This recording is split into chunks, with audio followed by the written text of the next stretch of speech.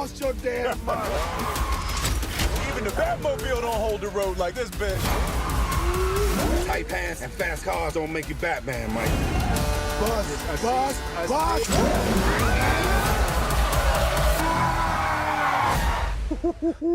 Get me the fuck out of this car.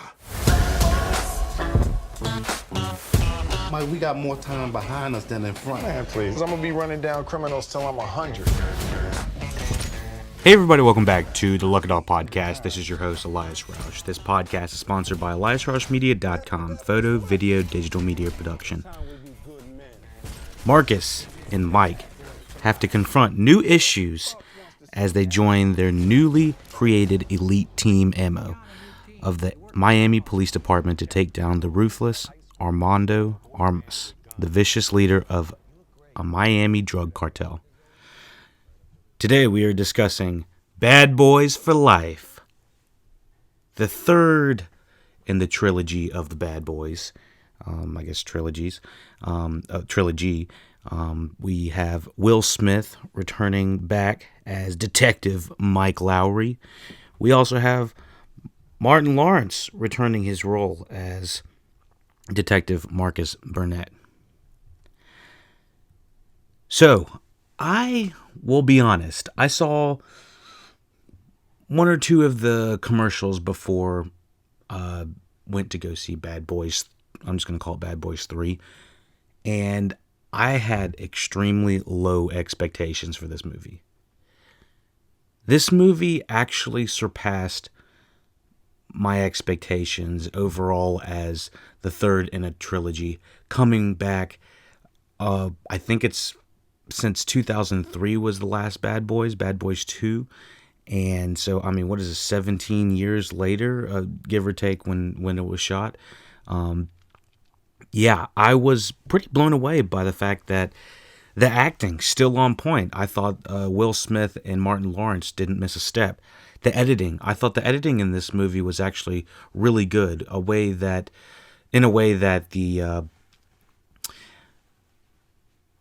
the marketing was not showing at all. And the marketing just didn't help it at all. Just made it feel like kind of dry and wrung out. And it didn't really sell enough of how good the action was going to be or how funny they were going to be. They really relied on a couple of lines in the trailers that said, oh, Mike, we're getting old. We can't do this anymore. And there's really the dynamic of one's got the energy and one doesn't. And so the thing is, the marketing was really not selling me on this being a great movie. And I was pleasantly surprised. I mean, the comedy from veteran actors of Will Smith and Martin Lawrence, and they feel like they didn't miss a step. The action, like I said, action was just as good as any Michael Bay film, probably slightly more coherent and able to see what's going on. This is directed by Adel El Arbi and Bilal Fallah. They are both responsible for working on Black, Gangsta, and Broders, among other, music videos and stuff. They were also on the television show, or at least Adel Arbi was on, let me see if he was on the Snowfall series on FX. But anyways, back to the Bad Boys. What makes this movie really tick? Well, I mean, really, it's the fact that they haven't missed a step and they are able to be somewhat self-reflective on their own age. The things that I wasn't too hot about within this movie were the music. Might tie it too much to 2020. I think the music could have been a little bit more score heavy and less soundtrack heavy. I know soundtracks were very were very prominent in the 03 earlier Bad Boys ones.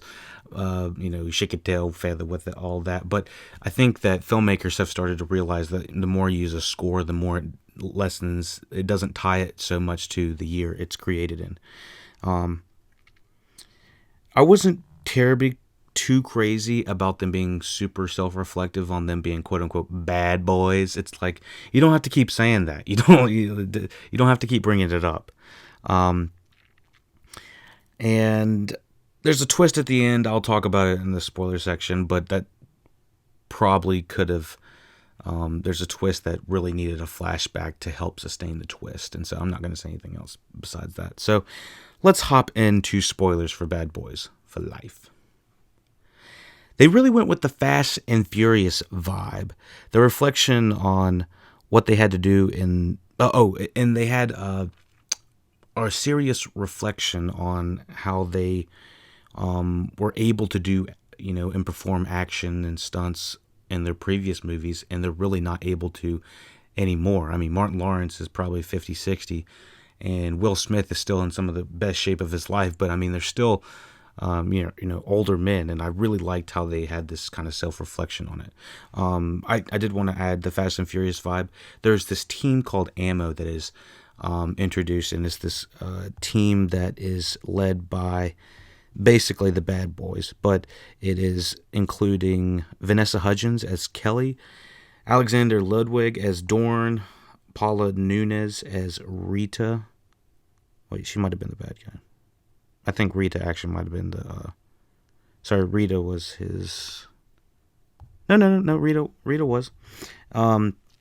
And Captain Howard with Joe Pantoliano returning, and Charles Melton as Rafe. So what it appears they are doing with this Ammo team is they're creating this... everyone's calling it Fast and Furious because it's hard not to. Fast and Furious did it first. They're creating this diverse team that happens to be of badasses. We got the tech guy, we got the specialist guy, we got the girl that's a badass, and they all happen to be different, ethnicities and genders, and it's very progressive and almost to a point where it's slightly distracting. It's like, I think the one thing that was distracting about it was the fact that they were all gorgeous. I felt like the whole team looked like they were made of models. I was like, what is going on? I know we're in Miami, but good Lord.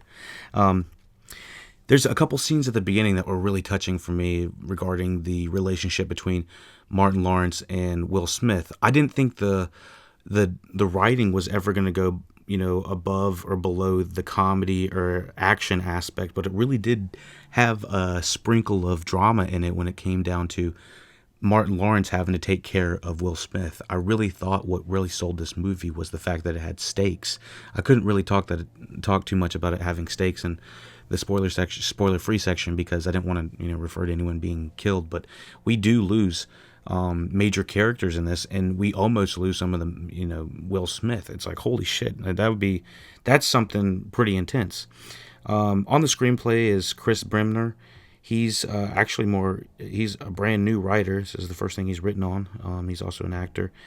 Peter Craig on the screenplay, who is responsible for Hunger Games and The Town, among other things. And Joe Carnahan is on the screenplay, who's responsible for writing and directing The Grey, also writing on A-Team and Smoking Aces and Narc.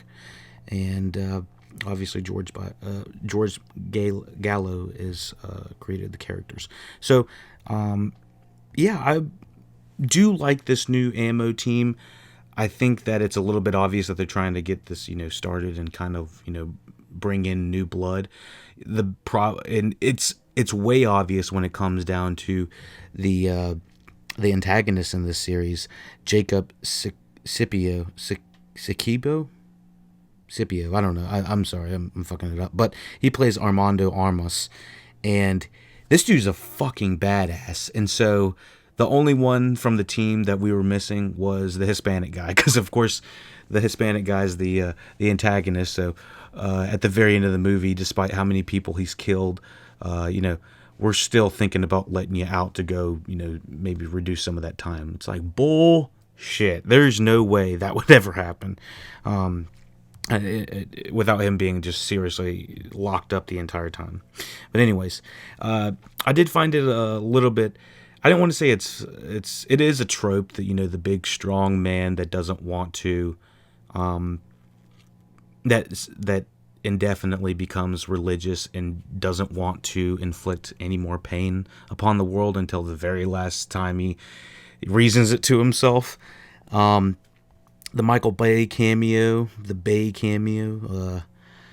I don't know. It was just kind of obvious that he's not an actor, and or I haven't seen him act in too many things past being a cameo. The 30-year-old guy, the guy that they're like from Bad Boys 2, who's trying to take I think it was Martin Lawrence's daughter out on a date, and it is so funny in that scene.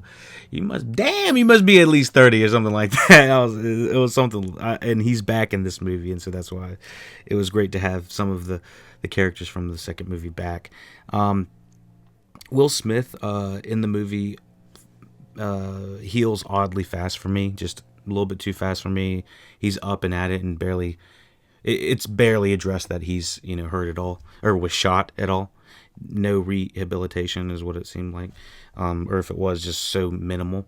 Will Smith needs to chill and retire in this movie. Not the actual actor, but the character is insane. He literally just wants to kill people, and it's a little bit disturbing. Not gonna lie. Love the comparison of the Mike and Marcus character when Marcus decides that he wants to decides he wants to retire, and he's just like seeing Will Smith's character become a badass in the morning, put the coat on, grab the gun out the safe. You see Martin Lawrence put the PJs, or sorry, put the what does he have on? The fucking robe. Martin puts the robe on and is grabbing a hot pocket out of the microwave, as opposed to Will Smith grabbing the gun out the safe, and then him kicking up the Porsche into overdrive, and then Martin Lawrence pulling up the damn footrest, getting ready to kick it. It is just it's a great bit of editing that I was not expecting in this movie, and it was cracking me up, just the subtleties of it, even though it was a little bit goofy at some points. I didn't understand why they needed to release the video of Will Smith being shot. I was kind of confused about that. Maybe I missed something. DJ Khaled cameo was he's not a great actor, I'll be honest, but it was cracking me up seeing Will Smith having to whoop his ass, and it was just a great scene. Joey Pants is way more crazy in this than mad. I used to think that he was just mad all the time, but I think he might just be turning into, losing his fucking mind. Let me see. Yeah, I got that Sony product placement on Joey Pants' shoulders. The A7. Let me see. I was not expecting Joey Pants to get shot almost immediately after having just a short conversation that didn't even feel like it meant too much more than you need to slow down, Will. Because it seems like everyone's telling Will Smith's character you need to slow down. And that's like one of the last things Joey Pants is able to say to him before he's shot. And that was like kind of moving. I was like, oh shit, we've lost a character that has been around. Technically, he's been around in this universe for over 20 years now. So it's pretty crazy they were just able to just take him out like that, kind of unceremoniously in a way, which made it, again, feel like it had stakes. I mean, we've had two main characters shot in the first like a little over an hour of the movie. So let me see. Why would Will Smith's son have the same skills as him or problems? I mean, I'm definitely getting vibes of Gemini Man again. About you, if you know anything about the Gemini Man thing, it was pretty stupid with how that was happening. So I didn't understand why they would just assume that Will Smith's son would automatically be a badass. And once again in this movie, why would his why they haven't been together at all for his entire life? Why would they have anything in common? It didn't, besides looking alike. And I thought they just barely had some of the same facial features, but I didn't really think that actor really looked too much like Will Smith. I don't know. That was just me personally. Let me see. The airplane scene, that was cracking me up. There's some great bits of comedy with Martin Lawrence and Will Smith. It really shows that they haven't lost a beat. And I was thinking that I would love to have the Uncut Gems treatment with these two actors. I just want them to be like normal. I don't even want them to be normal, like action stars. I want them to be like normal people in a movie that just has crazy shit happen to them and just have them reacting to it because they are fucking hilarious. And I could honestly go for 2 hours of that. Let me see. The twist with Will explaining that he has... that he was messing with the married witch was kind of a big pill to swallow. And also, I didn't really understand why this lady was a witch. Maybe I missed something on that as well. But there's a big line of exposition that we kind of find out that Will Smith has gone undercover, so let's just say 30 years ago, and when he went undercover, he slept with a lady who happened to have a son, and now his son's trying to kill him. And so it's just like this big, crazy unraveling of the story, and it's like, if us as the viewer were a little bit more into it, or a little bit more prone to it, or understood it a little bit more, I would be a little bit more receptive to the plot line. But I was kind of like, that's a little bit soap opera, soapy, I guess, if that's what, I don't know what I was thinking, what I was trying to say, but it's a little bit soapy. It's just a little bit campy. It's a little bit unbelievable. It's a little bit unnatural storytelling in a way. Like, I really wanted to have a flashback, but if we had a flashback, it would have had to have had young Will again. And I don't know if we want Gemini Man showing up. Cool tech in the movie, yes. I don't remember the previous Bad Boys movies having nearly as much tech. I think because with Michael Bay, it was way more explosions and gunshots and grenades. This feels way more in the realm of what Fast and Furious has been doing and exploring cooler, faster, more sleek tech within the world. And I think it's a handful of times they're using drones in this. I mean, that was like, whoa. And just other cool pieces of equipment that seem somewhat plausible. Let me see. I thought there were some really cool camera movements with the shooting and long takes when the action was happening.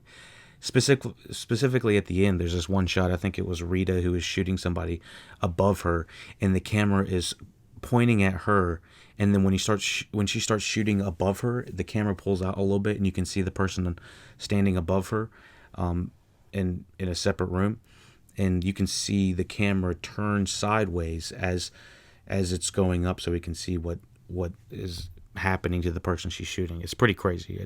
It's kind of hard to explain in a way, but it's all in one take. Dude takes out a column. There's one guy that is apparently just like, he's killed people on accident being a bouncer. His name's Dorn, I think what they said. And we also don't really get anything from the Kelly character. I think Vanessa Hudgens' character, she looks really cool. She does everything really well, but it's a really underwritten character. Not her fault. Doran's character, I think that he's just the big badass that wants to be a softie and stay behind a computer, but only use him when you absolutely need him. And so that when you absolutely need him, go have him jump into a stone column, which I did not believe would ever work. Regardless, I mean, that's stone. Just can't do that. Doing some shit like The Rock would do. It's like, you're not The Rock. And the crazy ending with his lover falling into the fire, Will's lover. I didn't really feel the connection between them two. I thought that she tried, I think her name was Isabel. They really tried to have a connection between Will Smith and this lady, and I just... it takes a special actress to kind of be believable with Will Smith. I don't know why it wasn't believable for me. I guess because we don't have any time really with them for it to make sense, besides them just acting their ass off. And so it's like, yeah, I guess that's why she fell in the fire or whatever. But yeah, so that is Bad Boys 3. I think we covered the majority of the movie that I wanted to talk about. What the hell was that? Oh. But anyways, I'm gonna sign us off. Thank you for listening to LuckyDog Podcast. Go ahead and shake your tail feather and go and like, rate, share, subscribe. You already know what helps us out. PayPal.me/LuckyDog Podcast. Email, comments, questions, concerns. TheLuckyDogPodcast@gmail.com.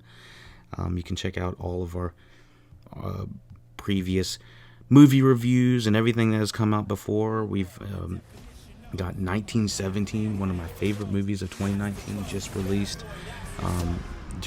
That. We have Hustlers coming down the tube, if not already available. Top 10 films of the decade. The Witcher Season 1 review. We have tons of things that are available coming down the tube. Available for your listening pleasure. Thank you for listening to the LuckyDog Podcast. One last Take time. it easy. One last time. Official. I survived what I've been through. Y'all got drama, the saga continues. Nowhere, we ain't.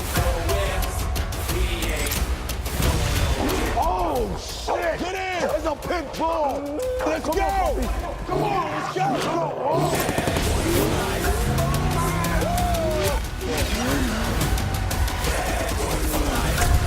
Yes! No! Where the hell are you getting all these helicopters? Mike!